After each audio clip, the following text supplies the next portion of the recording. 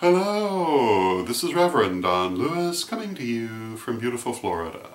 And today our question comes to us from Wolfstar Lawrence. And Wolfstar Lawrence asks whether a person who is following ancient Greek religion would be considered a pagan, and whether they would be considered a polytheist. Would they be one, the other, or both? And she goes on to ask for her nieces and nephews if I could recommend any books that would be good for a teenaged person who is interested in Greek mythology and religion. And the first part of my answer to this is that normally a person who is following ancient Greek religion would be considered both pagan and polytheist. Now, I'm sure there are some people who will argue about the terms because there's someone who always does. And it would depend, of course, on exactly what aspect of ancient Greek religion they were following, whether you would strictly consider them to be polytheist or perhaps some other even more idiosyncratic word that might be applied to it, but generally you would describe them as polytheist.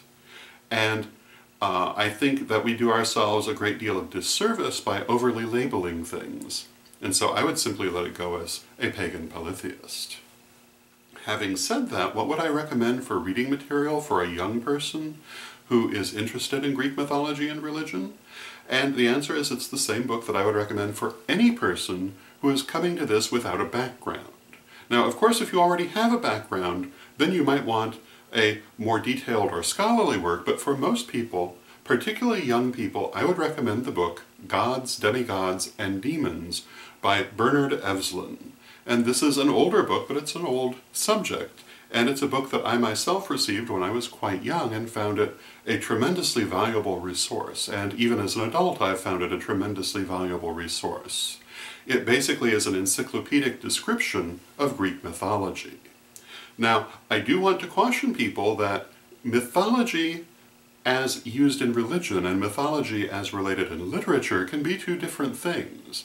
And people often confuse these when dealing with the ancient world, because one of the primary sources that we have for the mythology of the ancient world is the literature of the ancient world. And it does tend sometimes to distort what the religious teachings might have been.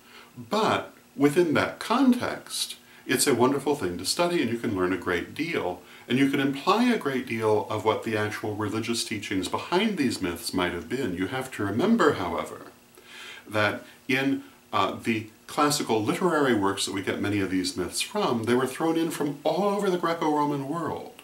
Whereas if you had actually gone to these different localities, you would not necessarily have found people believing all of these things at once.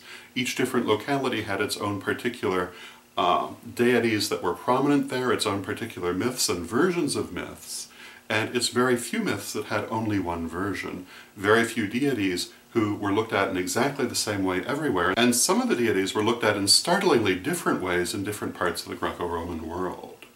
So bearing that in mind, approaching Greek mythology as a system of study is a very lovely and interesting thing, and this book I think is one of the best introductions you can have.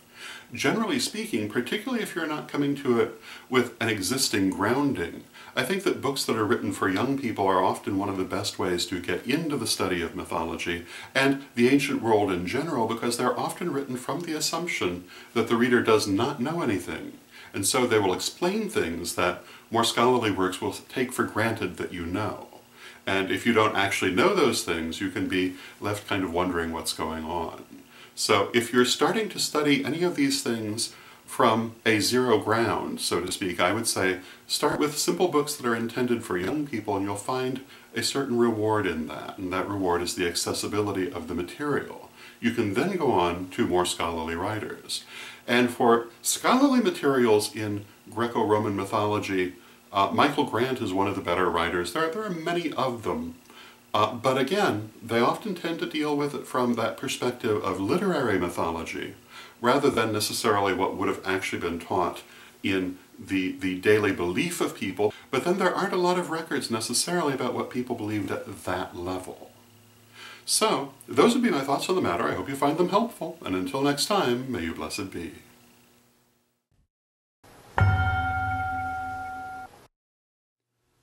Reverend Don, super omnibus of incantations and invocations for all occasions.